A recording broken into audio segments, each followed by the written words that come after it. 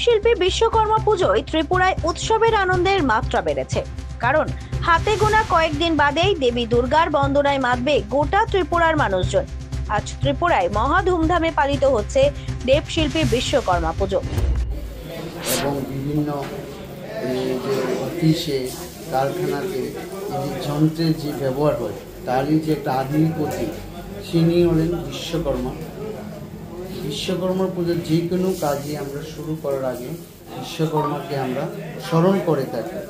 যে কোনো শুভ কাজে শুভ কর্মে বিশ্বকর্মার পূজা করলে যে কোনো সমৃদ্ধি বৃদ্ধি হয়, শিল্পের প্রতি ধর্ম বৃদ্ধি হয় এবং দেবশিল্পের পূর্ণ লাভ হয়। তার জন্য এই বিশ্বকর্মা পূজা।